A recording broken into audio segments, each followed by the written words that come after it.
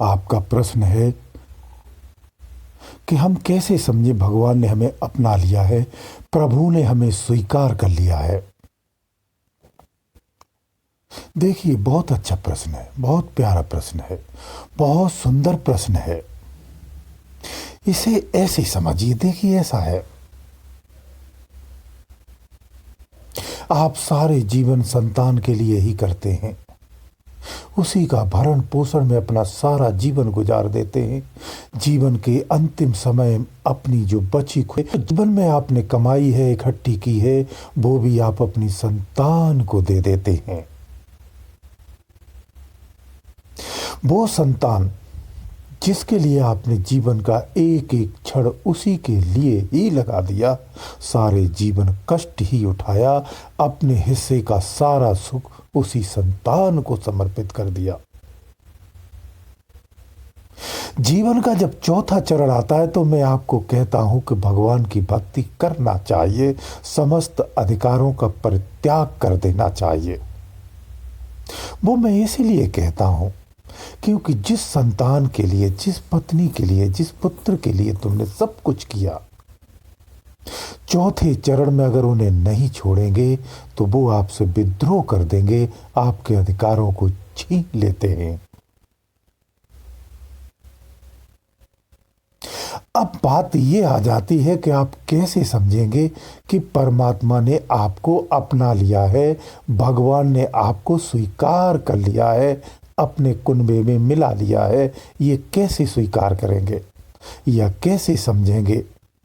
आप नित उन्हीं को भजते हैं, उन्हीं की भक्ति करते हैं, रोज उन्हें याद करते हैं, तो हमें कैसे पता चलेगा कि उन्होंने हमें स्वीकार कर लिया है?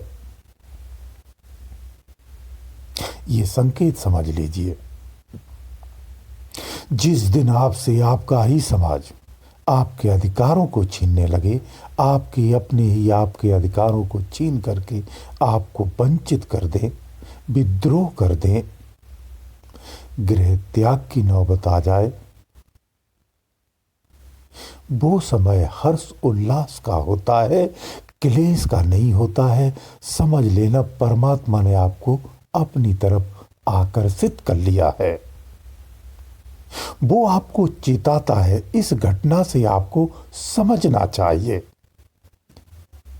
कि जिसके लिए तूने सारा जीवन गुजार दिया है, अब इसे त्याग दे, अब तुझे मेरे पास आना है।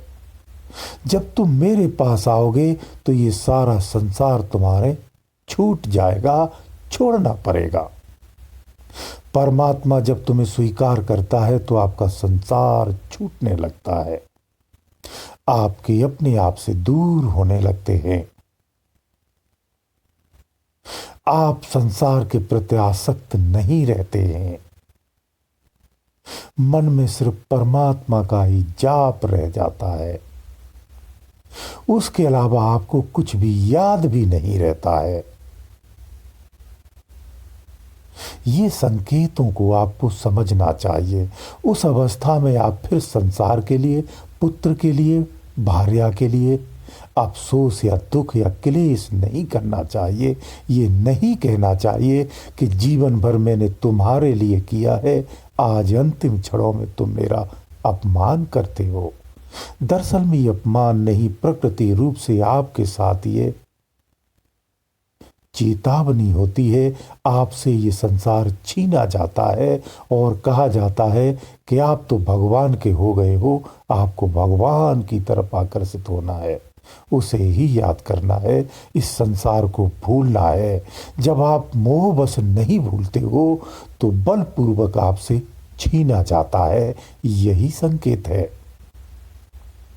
तो जब परमात्मा आपको अपना लेता है तो आपका मन समान भाव का हो जाता है, मोह मरने लगता है,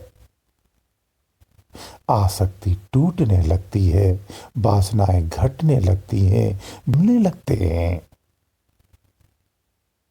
हृदय में आनंद उत्पन्न होने लगता है, प्यार उत्पन्न होने लगता है, संसार अपना सा लगने लगता है। जब परमात्मा आपको अपना लेता है तो आप सारी चीजों से दूर होने लगते हैं, आपकी समस्त प्रिय चीजें आपसे छूटने लगती हैं। आपका घर आपसे दूर हो जाता है। आपकी दौलत सब छिनने लगती है, नष्ट होने लगती है, खोने लगती है, त्यागने लगती है। ये सब घटनाएं होती हैं। परमात्मा का प्यार बहुत अद्भुत होता है। परमात्मा सबको प्यार करता है और समानता से करता है। जो उसे भजता है वो उसे अपने आप में मिला लेता है।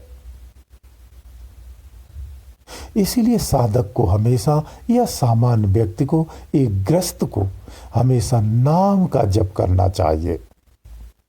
जब आप नाम का जप करते हैं, नित्य क्षण करते हैं, संसार के समस्त कार्य करते हुए करते हैं, तो वो भगवान अपने आप में आपको मिला लेता है, अपना कर लेता है, अपने गले लगा लेता है।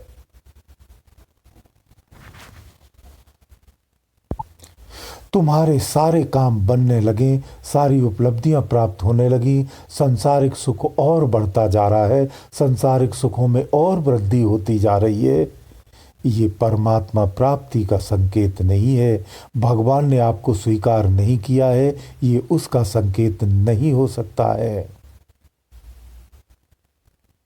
भगवान जब आपको स्वीकार करता है तो आपको चारों तरफ से अपनी ओर खींच लेता है, आपकी बुद्धि को भ्रमित करता है और आपके विवेक को जागृत करता है। जिस साधक का विवेक जागृत सुते से होने लगे, ये स्पष्ट संकेत है कि परमात्मा ने आपको स्वीकार कर लिया है।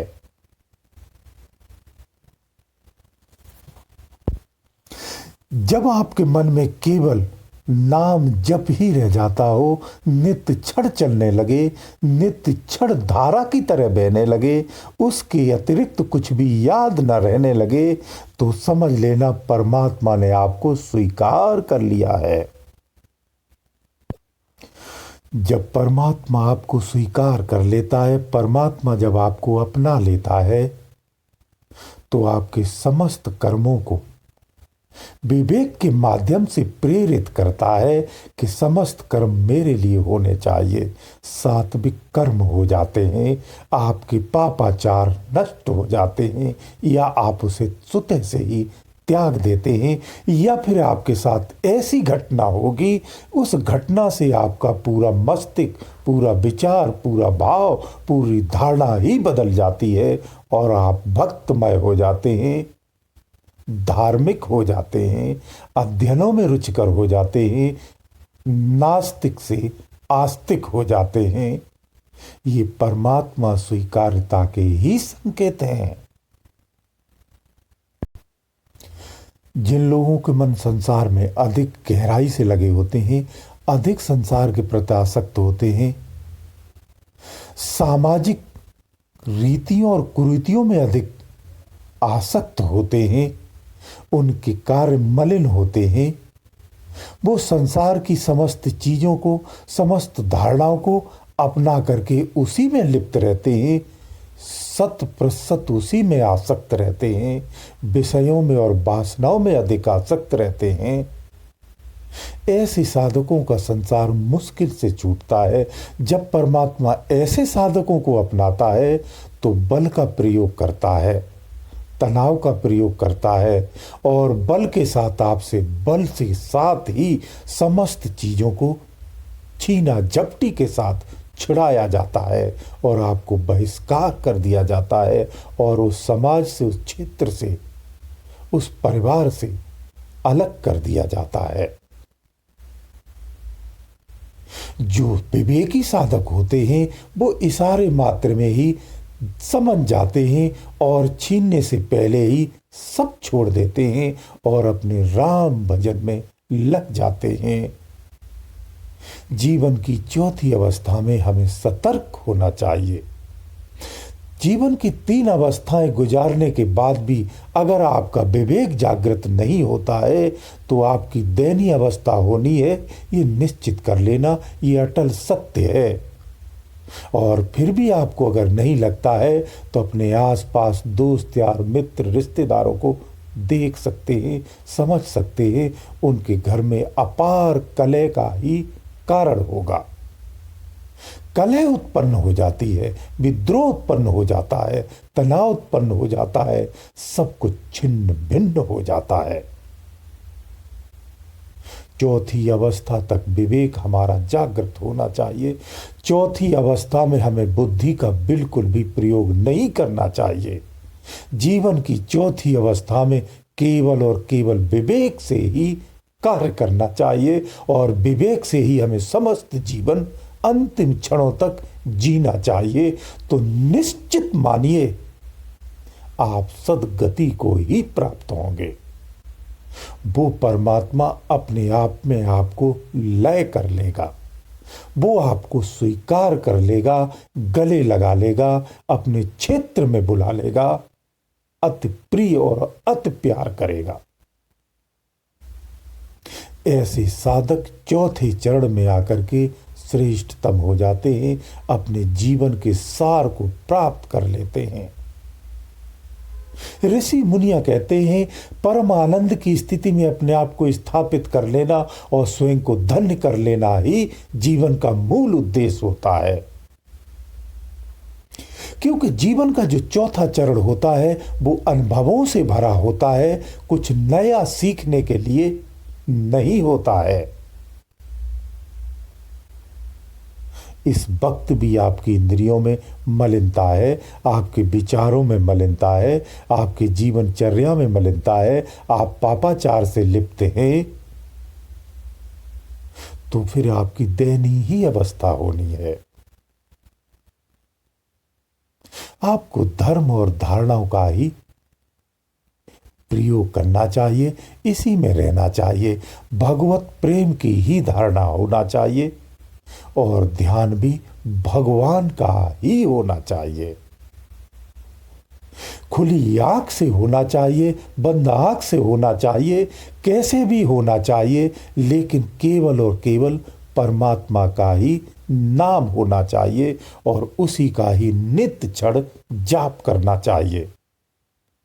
आप कुछ भी अगर जीवन में नहीं कर सकते हैं तो केवल नाम का जप करते रहना। जीवन का चौथा चरण आपका सुखमय, आनंदमय, स्वर्ग के समान हो जाएगा। तो इस तरह से आपको अपना जीवन जीना चाहिए, विवेकी होना चाहिए। जब आप विवेकी होंगे तो सारी स्थितियों को समझेंगे और संसार से उदार हो जाएंगे और परमात्मा की स्वीकारता को भी समझ पाएंगे, तभी आप सक्षम भी होंगे। गुरुदेव दयालु।